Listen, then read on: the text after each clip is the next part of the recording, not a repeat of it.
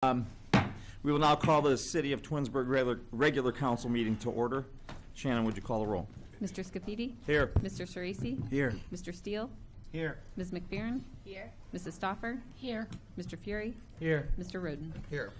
Okay, next we'll have the invocation and pledge led by Mr. Ceresi. Please rise. We ask for guidance and direction in all city matters before us tonight. We give thanks to be able to be together. Let us continue to strive to make our community a better place. Help us to work together, and may we give our best always. Amen. Amen. I pledge allegiance to the flag of the United States of America and to the republic for which it stands, one nation, under God, indivisible, with liberty and justice for all.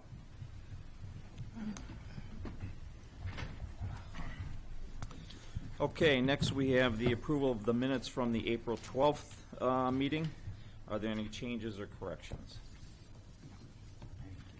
Okay, hearing none, the minutes will stand approved as written. No presentations or awards, I see.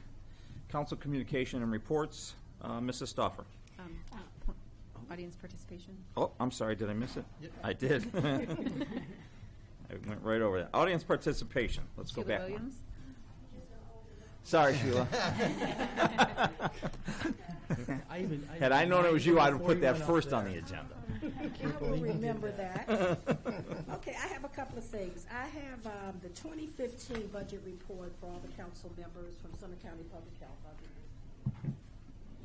And Mr. Yates had, I think you've seen those already. But I thought it would be nice for all of you all to have that where you can have a conversation if somebody wants to ask. On the 21st, we met with the county to get our new budget approved and to do a presentation on where we're at and what we're doing. And all looks pretty good. So we're moving forward with that. There are some new things that are in the works and they're moving some things around. So hopefully, as they move forward, I can bring that information. I also have some lead testing kits here for wells. Me and Mr. Yates had talked about it. Mayor Yates had talked about it at the meeting. Mm-hmm. We do have homes up on Canyon Road and some other parts of the city that are still using wells. This is a test kit. It's $10 if they take it back to Summit County Public Health themselves. It's $75 if we come out and we do the testing. And it's very identifiable for them. I was talking to some of the residents that I knew that had wells, and they said, oh, bring me one. So I took it to them. Because with the new federal changes in wells and septics, it's getting a little bit tighter to look at. So that's why these are available. I'm going to give them to Shannon, and you can decide where you'd like for them to go. Okay. Okay? And just for council's information, I did meet with the director, I believe last week, and Okay. They're working on a program to test city water that's coming through older homes just to make sure pipes aren't, with all the lead issues going on, they are working on a program that would allow for some lead testing in homes not serviced by wells, but by city water that have maybe an old pipe system that would come there. Right, because we had a broad discussion about it, so I know that they're working on quite a few things. The Kent State meeting was rescheduled. The April meeting was rescheduled till May, and I'm sure there's going to be some discussion on President Warren's condition, how they're looking at consolidating the campuses over the next 2 to 3 years. Yeah, you would have like a dean that runs maybe 2 or 3 regional campuses versus one at each regional campus. So that is something that is in the works. And as we're moving forward with that, if I can share information, I will about that and this sort of thing. And then I want to talk as a resident. I know that we don't have at this point a rental policy where people have to register with the city when they're renting out property. And I'm going to bring that to the table as a concern. As I'm watching a lot of the communities now, you have to have an application on file if you have a piece of property that says that you're using it as rental property. It protects us in the community along with the landlord. And I'm going to give an example of a neighboring community. A friend of mine has a piece of property next door to them. It has become a rental property. it's a problem now, and so they contacted the city, and the city said, he hasn't registered that property as a rental property. We thought that a family member was living in it. And she said, no, he clearly said to us he was renting the property out. So now the city's involved in it, and like she said, something as simple as talking to him about asking the tenants to pick up the garbage has now become another issue for this man, where had he talked to his tenants and they had become better tenants, he wouldn't be in the type of situation that he is. And I'm just asking that maybe we need to start looking down the road at some type of check and balance for our community as to who is moving in, not to patrol them, but to make sure that the landlord takes care of the properties. Because you can drive around portions of Twinsburg now, and you can just about tell that there's some type of rental property. They're not being maintained as well. And that impacts everyone in this room's property value. So I'm just bringing it, putting it here. You can massage it. You can do whatever you want to do with it. But it will become an issue at some point, because all the communities, if you can't sell your home, you're going to rent it out. And I understand that. And that's all I have. What city was that rental? It was in Warrensville, and I mean, Okay. it has become a real big issue that started off. Let me tell you how it started, Bill. We discussed this several years ago, and I don't recall how it ended. Dave? We were just talking about. Yeah, a number of landlords showed up here and Carried died on. on the vine. That's Yeah, how it carried ended. on, yeah. Well, I know Shaker Heights has a rental application that homeowners have to fill out. If you're going to rent your property out, no one is stopping them from renting out any property. And like I said, my girlfriend's husband went out to talk to the homeowner because the tenants were just throwing garbage in their yard. And he asked the man, are you going to pick up the garbage before you cut the grass? And the guy says, well, what do you want me to do? He said, this is your property. I expect you to maintain it. And, you know, my girlfriend's husband came back in quite upset from the response because they've been on the street 30 years. They called down to the building department, and the building department says, let me check. It was not listed as a piece of rental property. So I think there's a difference if you rent to your children or you're renting to outside people. And so now the city's very involved in it. And like I told her, I said, well, he won't be talking to you anymore. But it was something as simple as picking up your garbage. So they all have some type of application. Shaker Heights has one. I know Cleveland Heights has one. Even East Cleveland, where I worked at, has something on the books.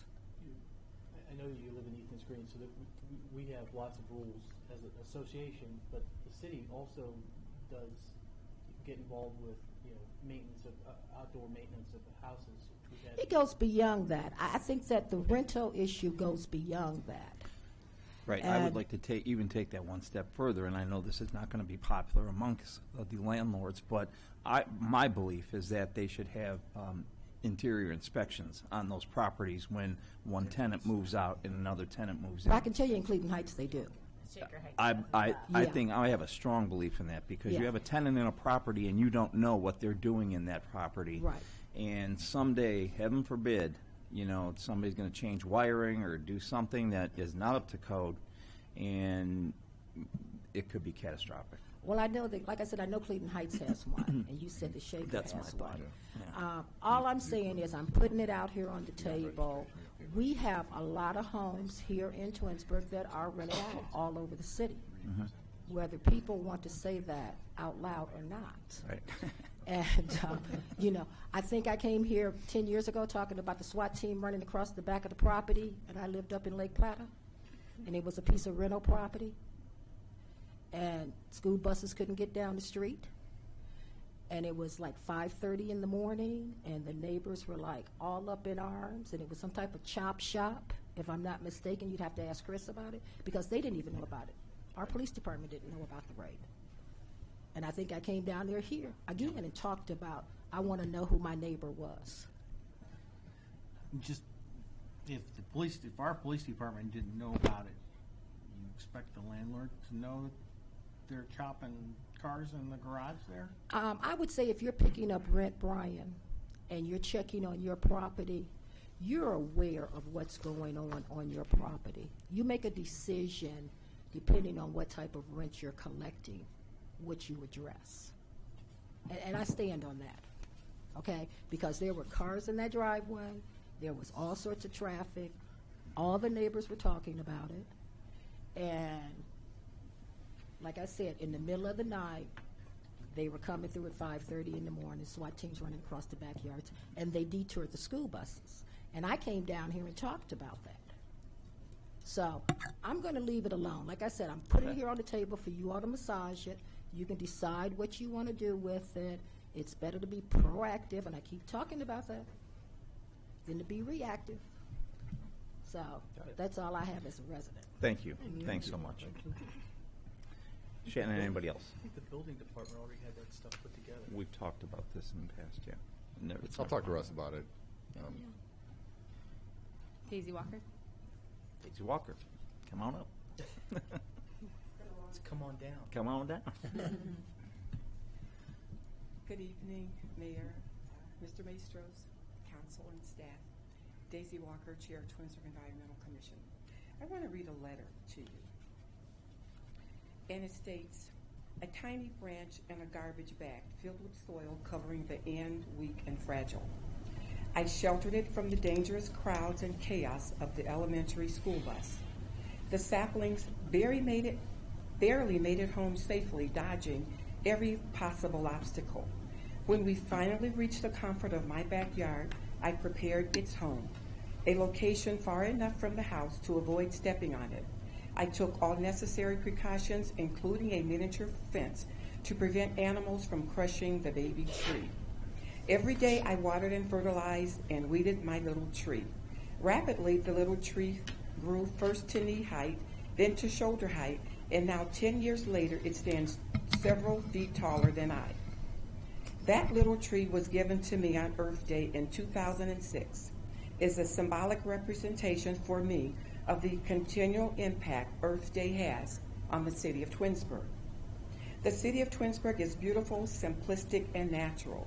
A large part of our city's uniqueness lies in over 2,000 acres of preserved wildlife and natural parks.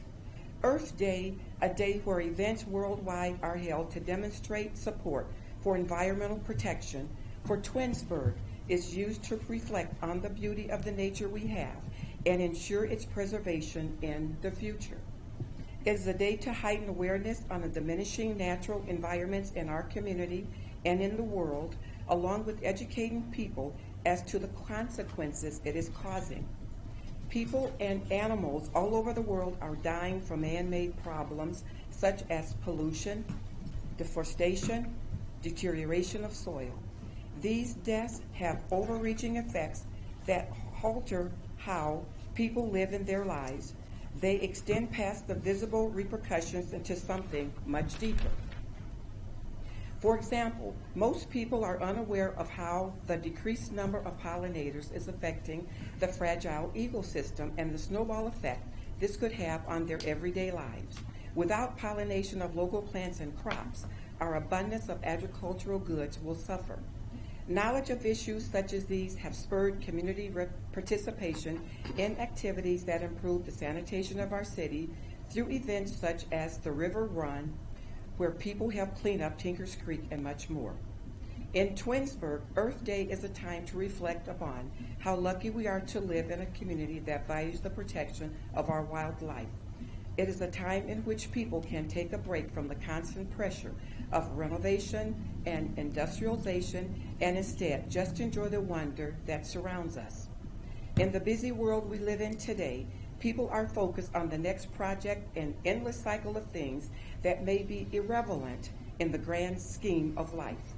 Earth Day allows a chance to break free from the shackles of construction noises and instead discover nature's vast variety of sounds. It gives us as a community the opportunity to explore our fabulous parks and maybe take a path we have never traveled before. The seed Earth Day plants in our community grows through nourishment and care from the citizens. Without Earth Day, we may never stop to see the footprints we are leaving behind. We may become bogged down with the routines and never truly be able to appreciate the experiences and treasures that our community has beyond the common borders of the town square. Just as the seedling given to me in 2006 grew, the impact of Earth Day continued to grow in the heart of the community as it defines as we truly are, a city of natural beauty.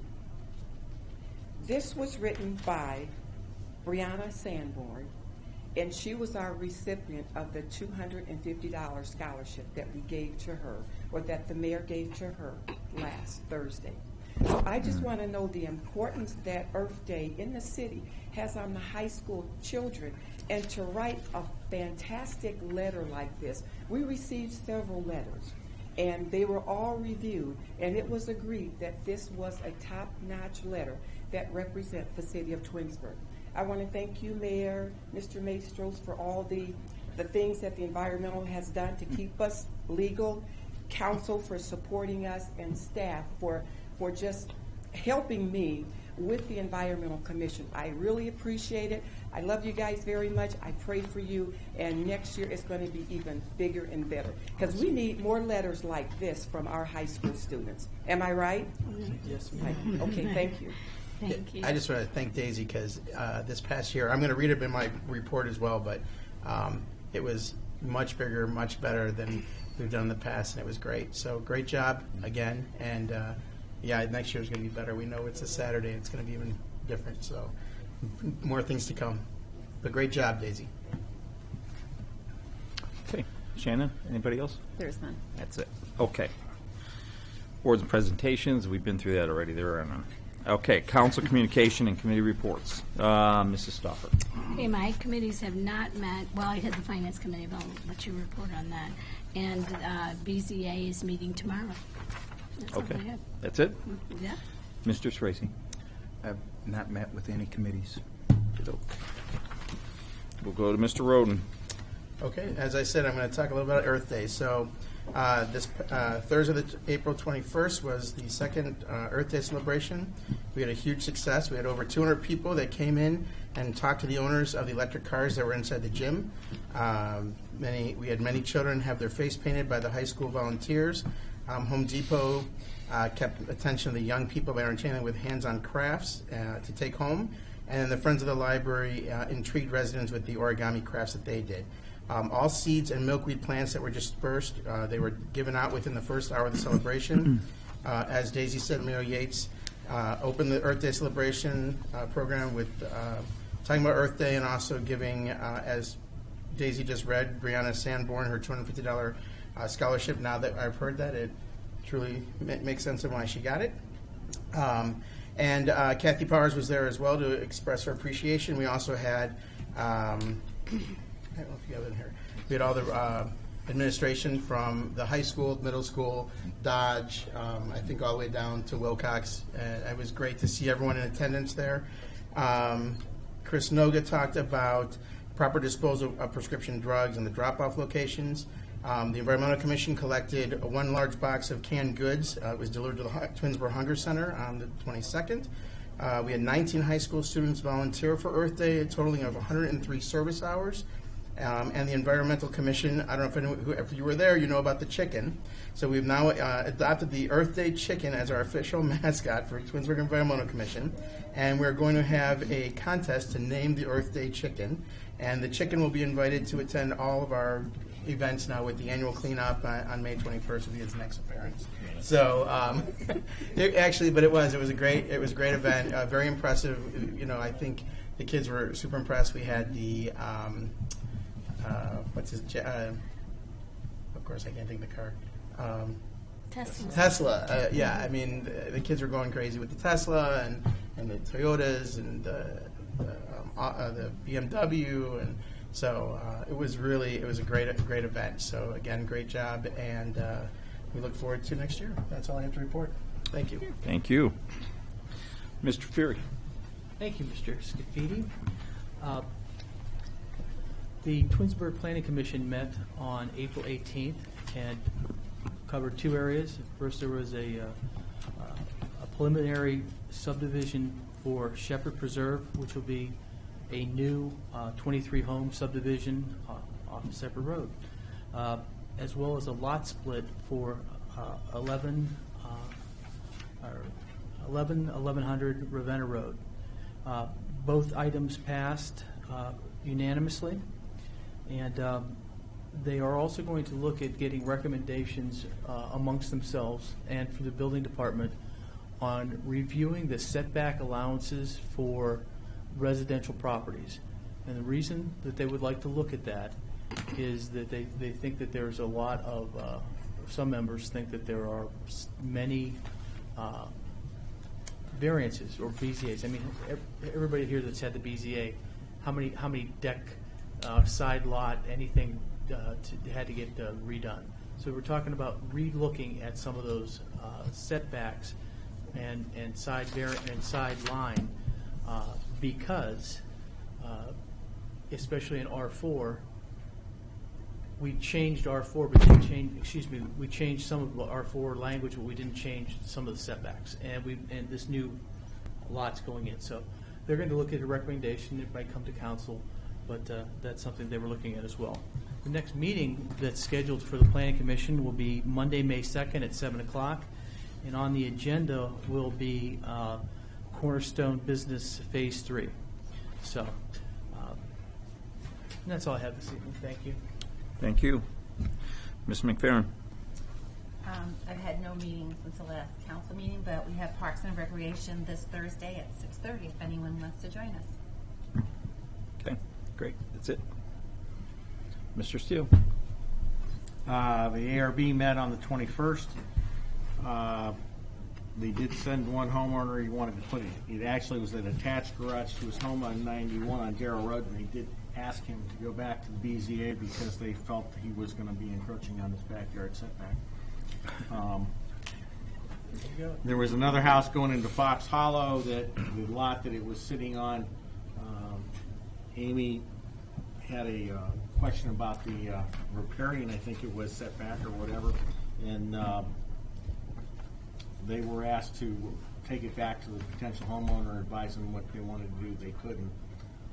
And then there was a Classic Homes on Liberty Road that was approved, and then a new illuminated sign for the Abrams Farm subdivision out on Liberty Road, and that is going to be a really, really nice thing if they get it done. They have to go to the bank for a little extra to finish it, but it's going to be a really great entrance to that development.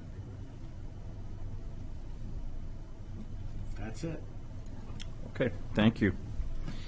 My report, Finance Committee met this evening, and we had a very, very good conversation. Finance Director Karen House went over the statement of cash position, and she went over it in detail, quite elegantly, as only Karen can do. I have heard that before, and it's always good to hear it again. It's a good reminder.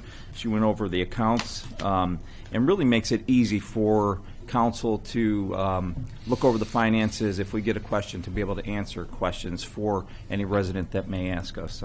She does a great job at doing that, and it's more like a class than anything else. And actually tonight we even got homework. So we have homework that council needs to work on before the next Finance Committee meeting, and that next meeting will be May 24th right here at 6 o'clock in the council chambers.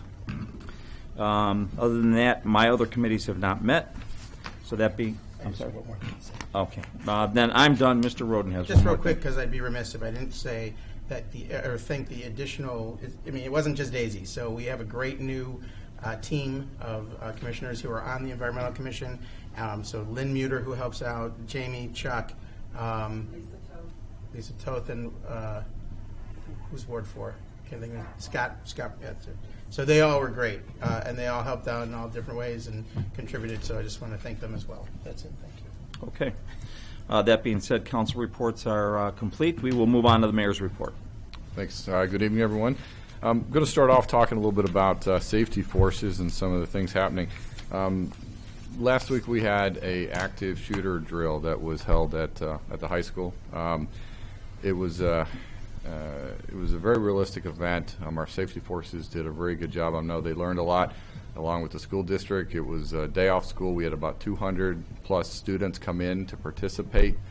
I believe we had 7 communities that helped respond to it and participate in it also. We had the CERT team, but it was the first time I'd been through that. But I can tell you, it's a scary situation. You don't realize how long 4 or 5 minutes is when someone comes in, an active shooter, and starts shooting up a school district or any type of area. But I believe our safety force did a great job. I'm looking forward to what they've learned from that event. But it's great that they take proactive measures to practice those types of emergency response situations. But anyway, I just wanted to, I guess, share that with the community, because I'm sure a lot of people were wondering what was going on that particular day. Second are explorers. The police explorers participated in their first competition. There was 54 posts that participated, and they ended up placing 6th in a traffic crash investigation. So that's a great program. Our police officers help support, and I just want to commend them on that award. We had a dispatcher, Loretta Nash, who received the Thomas R. Weiss Award for her work on the September 1st, 2015 incident that occurred on Sherwin. So if you see Loretta, congratulate her on that award. Let's see, some things happening around town. FedEx is now in full operation as of, I believe, yesterday. So that facility is open. We have the Sussex Memory Care that's scheduled to open in June. So I encourage council to put that open house on your schedule when that gets announced, because it's quite a facility. Let's see, from engineering department, we've got our sidewalks, I believe, are about 3/4 of the way complete. These are the replaced ones. These are the ones we've contract out. From the sidewalk leveling program, we do have the equipment in the city now. We've been trained on it. And so we're looking forward to, then I'm going to be meeting with Chris Campbell to talk about how we use that equipment and schedule that around the city to start leveling some of these sidewalks with the equipment that we have. Corbett's Farm Phase 3 is moving forward. And then also I wanted to mention there was a letter that the residents received regarding a sewer line maintenance program that is endorsed by the National League of Cities. It's the Service Line Warranties of America company. And it's just something that the intent was not to make it look, I know Mr. Fury got some phone calls, to not make it look like it was a fraudulent thing, but to say that it's something that the city has investigated and support. It's a voluntary program. It's just, and it's a third party, but it's something that I know the way the letter came out looked like it was probably much more of a city push program. But I'll work on the letter next year and make sure it's, I guess, arranged a little differently. But I just wanted to make the residents know that is a legitimate program. It's something that's optional, and it's something that we've investigated and have moved forward with. Something we did last year, but I don't remember the letter from last year. So we'll see. Just wanted to make residents aware we're going to be hydrant flushing next week, starting next week. So there'll be signs posted regarding that. The Bicentennial Committee continues to meet and move forward toward next year. Our bicentennial celebration, there is a launch party. We'll probably announce it again in May, but on May 26th at the Cleveland Clinic facility here in town. So I encourage all the residents to come out. There'll be some presentations, there'll be some exhibits. There's going to be an opportunity for residents to get involved in the bicentennial from a contribution standpoint and be part of the book and all the stuff that happens. So there'll be more that'll come out in there, and we're probably going to run an ad, I believe, regarding that event also. Just some update on the 91 project. As you've driven through that area near Heinens, you can tell it's all torn up. And I'm sorry, we had some audience interference here. But that project has continued to move forward. We've just wanted to make the residents aware that the week of May 26th is when we're expecting the eastbound side of Glenwood to be closed for about 45 days. So just be aware of that. 60 days. Oh, May 16th. Oh, I had 26. Okay, so May 16th, the week of May 16th.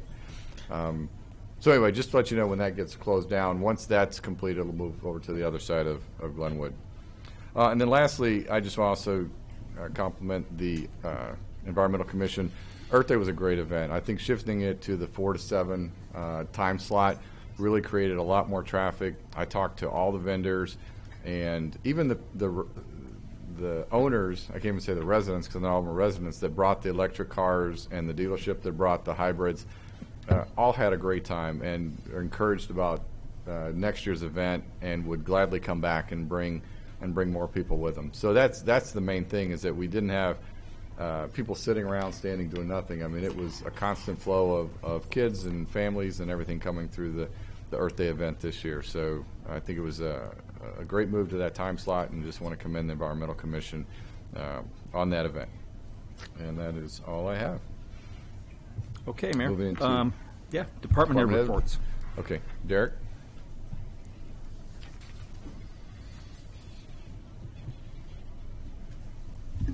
Good evening. Parks and Rec, we're in full hiring mode right now. We're probably keeping Colette and her department fairly busy with getting probably about 45 camp leaders, 50 lifeguards, 60-something volunteers, all processed and into the system. So we're finalizing that hopefully over the next couple of weeks. And with that, day camp is registerable. So anyone residents can sign up for camp right now for the whole summer. We have 11 weeks from pretty much the day after school lets out to the day before school starts. So we'll be available. Safety Town is also coming back for the summer, so registration for that is up on our website. Water Park's going through all its preseason stuff that we're doing, probably filled in about 3 or 4 weeks. Pool passes are on sale right now for the water park. We got one of the capital projects, some new chairs and lounge chairs were ordered and have arrived already, so they'll be ready to go for the opening of the season. And the fence is out to bid. So we'll go on. I do want to talk about Earth Day too, as an event planner myself, putting on an event and then having the company that you're hosting the event out say we can't do it on that day, which we kind of did to the Environmental Commission at the last minute. We switched days on them, and that could be catastrophic at times, but there was no hesitation. They were okay with it. We rallied behind it to get the new date out and change it all. But I know that can be a real pain and throw things off. But I hope they seemed very successful since when I was there, and I hope they got all the vendors that they had originally were able to come for the new date.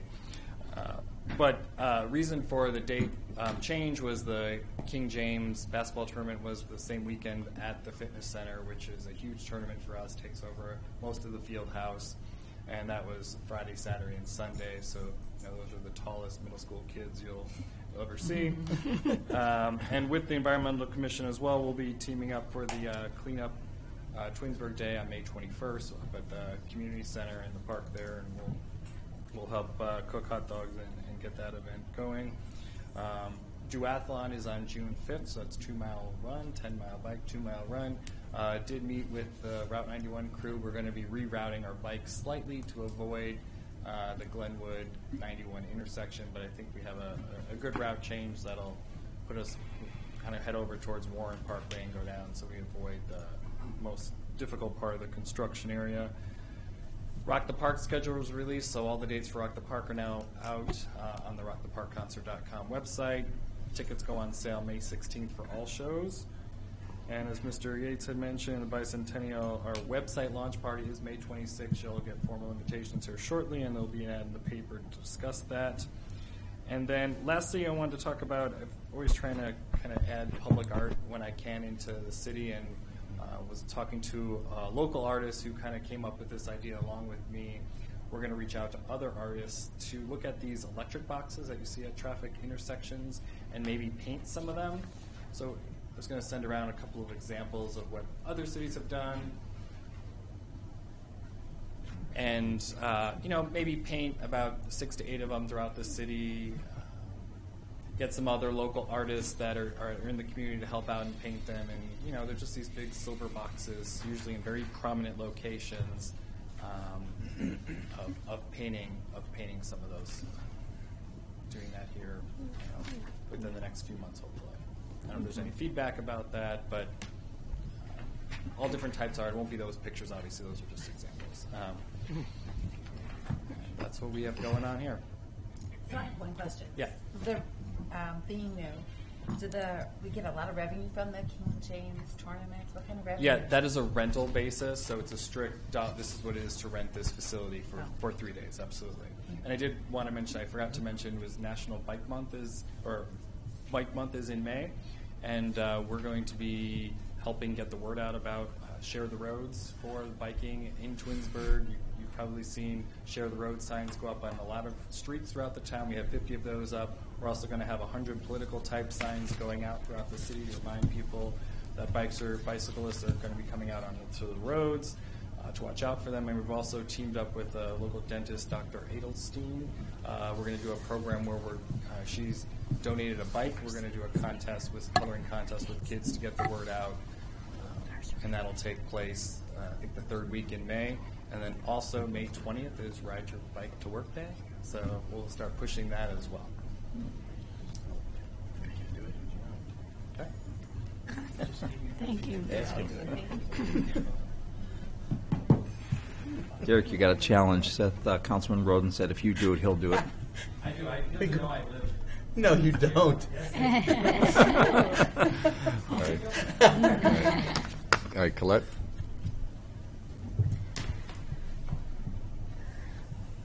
Good evening, everybody. Good evening. Starting with civil service, our applications open. Tomorrow morning we'll be accepting applications for our police officer entrance exam, which will be, the test is going to be held on May 15th. So the next Civil Service Commission meeting is going to be moved to May 26th so that they can go ahead and approve the results of the test. The Civil Service meets on the second Thursday of the month, but they're delaying that meeting that next month so that they can approve the list and we can get started with moving some of those along in the hiring process. HR-wise, on April 19th, the Healthcare Cost Containment Committee met. At that meeting, that committee, by the way, is made up of an employee representative from each of the bargaining units and then an equal number of non-bargaining employees. It comes to about 16 people, so it's a little unwieldy at times for getting real work done. So we want to get this healthcare initiative, the wellness initiative, going in June. So we decided to break that committee into 3 subcommittees. There's going to be a communications subcommittee, which will be tasked with getting emails out, putting flyers around the city, just letting everybody know when the events are, encouraging them to participate, and giving them feedback on how the program's going. The benefits subcommittee is going to be coordinating some of the details on the rewards portion of the program, as far as earning points and how you earn points and maybe get discounts on your premium or additional contributions to HSA. They just have to kind of work those details out. And then the wellness subcommittee is going to be actually designing the program. You know, what events we'll have, how the program's going to work. As the mayor has mentioned previously, we have a personal trainer that we're going to be contracting with. He did attend our last employee luncheon and introduced himself. The employees will be able to meet with him and kind of set some goals for the program year and then get back with him from time to time on a regular basis to make sure they're achieving their goals and their progress will be tracked. And so we're pretty excited about the program. Like I said, that's going to kick off in June. And June 22nd, we're going to actually have an employee health fair. We have a few different vendors coming to do the usual biometric screenings and then just some other health-related kind of vendors being able to talk to the employees about all kinds of wellness and nutrition and things like that. As Derek mentioned, the seasonal hiring it's actually winding down a little bit. Most of the positions have been offered out. We have about 60 employees so far that we have on the books in the database, and about 50 to 60 sort of in somewhere in the hiring pipeline. So hopefully within the next month we'll get with that all completed. And then IT-wise, the records room project in the police department has been finished. They even have their little pictures up on the wall, so that's all done. The phone project is a work in progress. They're working on that as they can in between putting out the fires that they do every day. We're hopeful to have the inventory portion of the project completed very soon so that we can get some specific numbers out to some of our prospective vendors so that they can bid on that project. And then we're just currently focusing on getting a lot of new, we got about 10 new computers in this last week or so, so we're just working on getting those imaged and out and active. And that's it for IT. That's it. Thank you. Thank you. That's all we have this evening. That's it? Okay, thank you. Okay, next we will move on to the legislation portion. Oh, I'm sorry. Yes? Karen. I would say you talk so much during finance, but that's all right. I All would right. say that's the highlight of the staff reports. We're 4% up, right? We're 4% up. She's done. All right, let's go. Just really brief, just give you the update on our April collections. I lost my mind. For April, we have received $2,213,268 compared to last year. We received $1,721,716. That reflects almost a 29% increase, or $491,000 increase. Refunds are reflective in this amount of $34,855.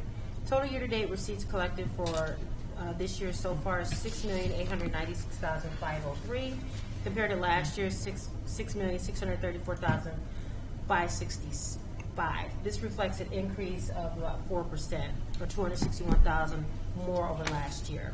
The net change distribution grand total of individual net profit and withholding is $398,520. That's the increase is reflective of, as you recall, I mentioned that we received a large refund in the amount of $426. They verified to make sure that it was indeed a correct refund to be dispersed to the city. They clarified it, and they got back with me, and so it is reflected in these totals. And that's all I have to report. Oh, one other thing. I had the pleasure of being appointed to, as the mayor mentioned, I appreciate him acknowledging that I was appointed to the Ohio State Auditor, Dave Yotz's Regional Advisory Board, and I had the pleasure of going there at the last council meeting, which was the reason why I wasn't unable to attend your council meeting. And I will say it was very informative, and it was a wonderful experience to be able to sit there with other colleagues, finance directors, city managers, as well as local elected officials as well, to discuss issues going on in our state of Ohio as it relates to funding, local government share, the GASB 67 and 68 requirements. So it was a very great benefit to be able to hear that we're not alone in some of the issues that we have to face day to day as a city. Other municipalities are well experiencing it, and I just wanted to let you guys know that it was a wonderful experience and very knowledgeable, and I made sure that I expressed some of my concerns as well. And that's all I have to report. Thank you. I believe that's it. That's it? Okay. Now we'll move on to legislation. First, we have ordinance 39, 2016. An ordinance amending section 339.02 of chapter 339 of the codified ordinances of the city of Twinsburg, regulating vehicular traffic within the city and establishing a permitting process. Okay, ordinance 39, 2016 stands on its first reading. Next, we have resolution 40, 2016. A resolution authorizing the city engineer to submit an application to participate in the FEMA funding program for acquisition of homes in the Tinkers Creek floodplain and declaring an emergency. Okay, I would like to make a motion that we suspend the rules on resolution 40, 2016, put it on its third and final reading, and declare it an emergency. You don't need to on a resolution. No. Just adopt it as an emergency? Yeah, because it doesn't have to go for three There's readings. only one reading. Yeah. Okay, I will make a motion that we adopt resolution 40, 2016 as an emergency. I'll second. Any discussion? Okay, Shannon? Mr. Scafidi? Yes. Mr. Fury? Yes. Mr. Roden? Yes. Mr. Steele? Yes. Ms. McFerrin? Yes. Mr. Cerisi? Yes. Mrs. Stoffer? Yes. Okay, resolution 40, 2016 passes as an emergency, 7-0. We have resolution 41, 2016. A resolution appointing one member to the Civil Service Commission. Okay, I'd like to make a motion that we adopt resolution 41, 2016. I'll second it. Mr. Fury seconds. I have a Discussion. Discussion. When's the next civil service meeting? She just said it the 26th or something. May, yeah, 29th. I want to say the third week of May. Right. Okay. No worries. we're good. The reason I asked is it 10 days, whether we need to put on emergency or not. Okay. So we have a second, right? Who wants to? make the amendment? I'd like to make a motion that we add the name of Paul Neese to the resolution to be the appointment for the Civil Service Committee. Okay, is there a second? I'll second. Mr. Steele seconds. Any discussion on that? Okay, let's call the roll on the amendment. Mr. Fury? Yes. Mr. Steele? Yes. Mrs. Stoffer? Yes. Mr. Roden? Yes. Mr. Sorese? Yes. Mr. Scafidi? Yes. Ms. McFerrin? Yes. Okay, now we need to call a roll on the adoption as amended. Mr. Scafidi? Yes. Mr. Fury? Yes. Ms. McFerrin? Yes. Mr. Sorese? Yes. Mr. Roden? Yes. Mr. Steele? Yes. Mrs. Stoffer? Yes. Resolution 41, 2016 passes 7-0 as amended. And that concludes our legislation for tonight. We'll move on to the unfinished business, new business, and the miscellaneous. Start with Shannon Collins. Shannon, you have anything? Just the football team's still doing their mulch program, so first 3 weekends in May. So if you're interested, let one of us know. Okay. Mr. Fury.